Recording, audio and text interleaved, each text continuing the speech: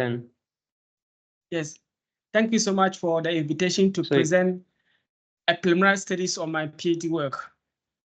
Yeah, so I'm going to present on flood risk mapping and rainfall visualization in the Upper West region of Ghana, though it's a kind of bit different from the actual topic that I was given. Yeah, so this is my main supervisor, Professor Amos Kaboba. He is my main supervisor on this work. And actually, we are from the same study area, that is the Upper West region of Ghana. Yes.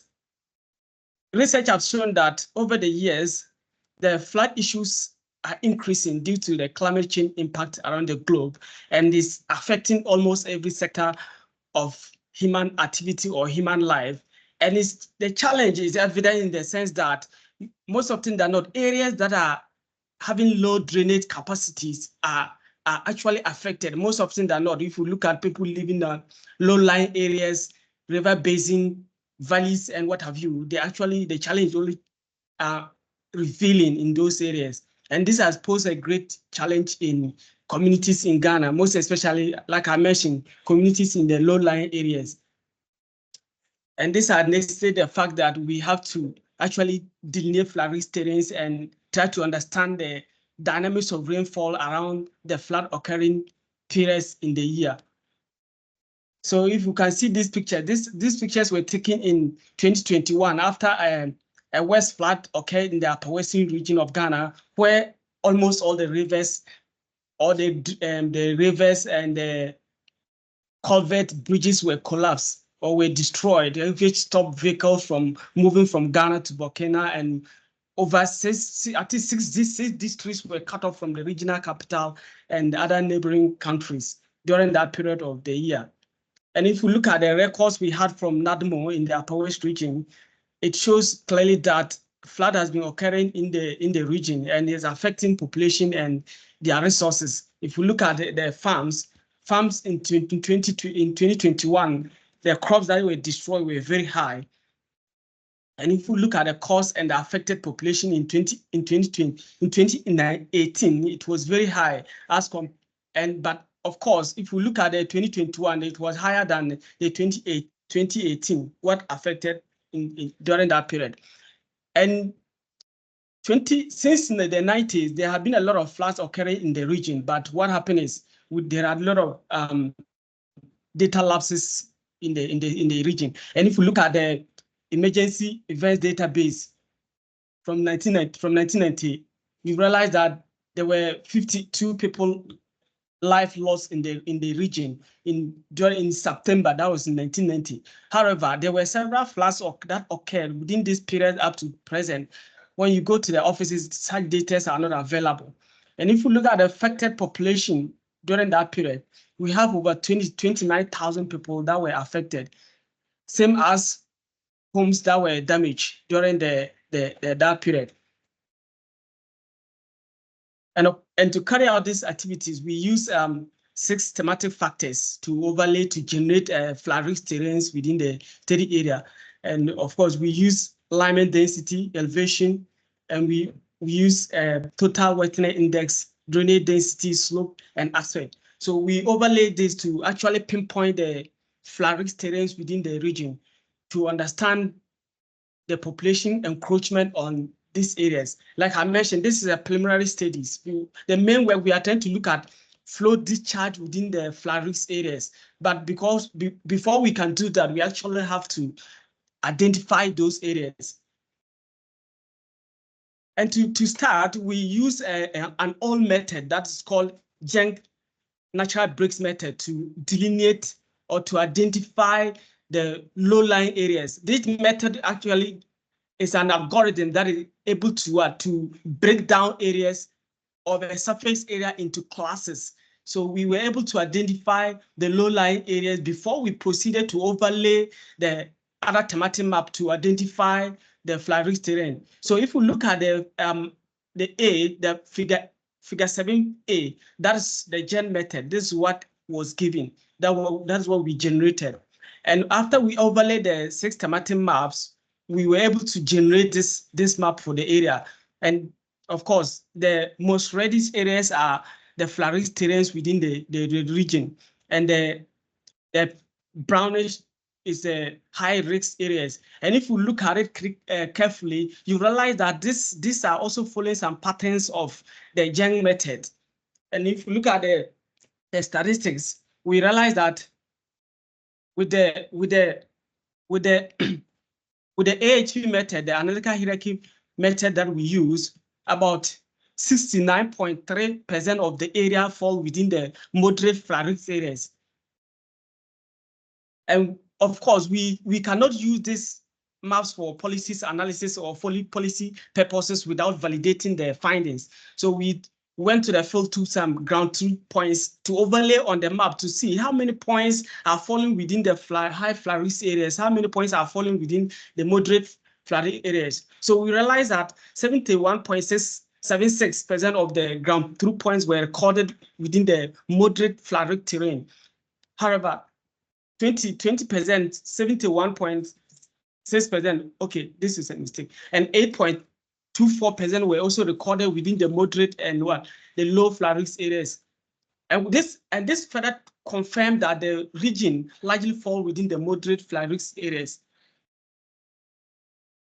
And after the 2021 flood, NADMO reported that 121 communities within the region were under or were within flood risk or flood-prone areas. So we decided that we have to overlay all the communities points that we have in the region on the flood risk map. That is the one we generated with the analytical hierarchy multi-criteria analysis. So after we've overlaid those points, we realized that we overlaid them on the river networks, trying to buffer the river networks with 0.5 kilometer and 1 kilometer.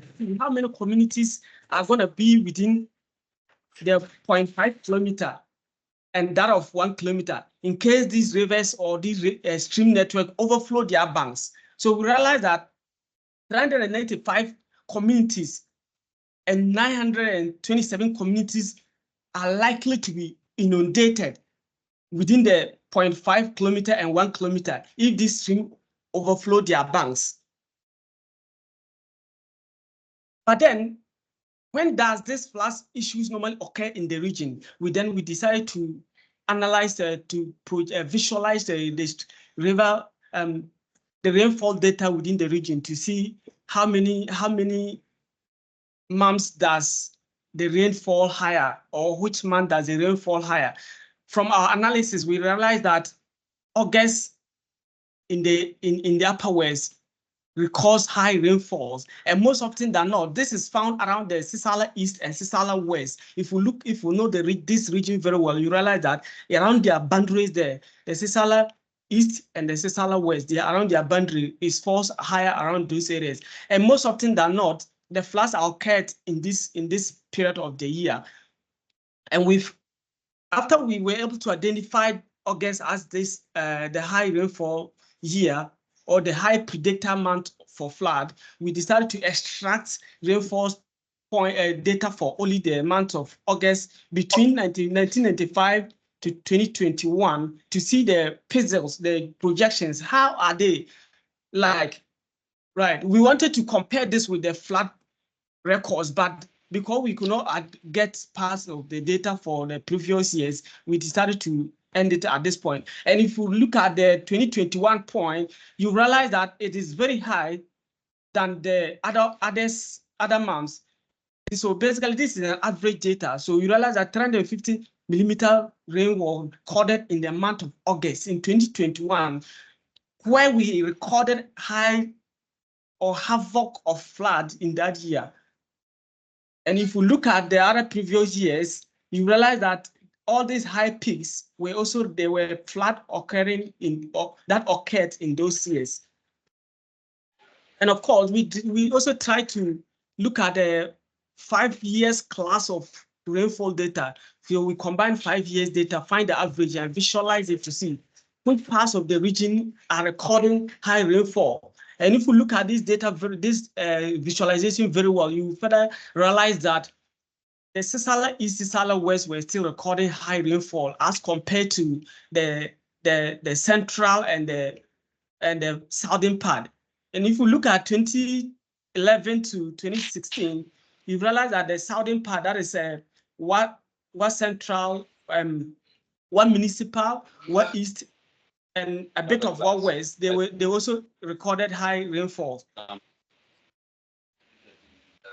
And of course, we also try to look at the correlation of rainfall and the flood events records. So we try to project this with the correlation matrices. But this was projected between the years that we had records for flood from the NADMO office. So that is from 2016 to 2021. So if we look at the precipitation by itself, of course, it is high. Yet it is just by itself. But if you look at the affected population with against the precipitation, you realize that the correlation here was very high. That is 0.2, showing us that the rainfall high effect on the population in terms of flood occurrence. If we look at farmlands that were destroyed against the precipitation, it also give us 0.5, which also indicating a high value. And of course, the cost of flood disasters is also high. And if we look at the affected population against the cost, it is very high in the region, which is showing us that the population are actually affected during flood. And of course, if we look at the farmlands against cost, that one was not as much, but it is within a moderate, and anything can happen. So it is required that something has to be done about this. And in conclusion, these are findings actually contributed to flood zones delineation and rainfall distribution in the region. And of course, it is important that buffer zone rules should be enshrined in our town and country planning. And the advice we want to give to farmers is short maturity period seeds and crops have to be planted. And what happens is that in this region, maize and rice are most dominant crops that are being planted in the area. And the rice are mostly planted in the waterlogged areas, valleys, and river basins. And these are the crops that are mostly washed off during the flood season. So it is advisable that farmers plant short maturity crops or crops that can stay in flood waters at least for 2 weeks before the recess of the flood waters. And the findings underscore that further studies should be carried out to understand more details around this. And as Dr. Desmond mentioned earlier on, we really need community engagement, especially those flood-prone communities, to present our findings to them, to understand that it is important that they avoid flood-prone areas or the river basin, or if they don't have the kind of crop that can stay in the flood waters, or a crop that can mature in time before the flood season starts. Thank you for having me.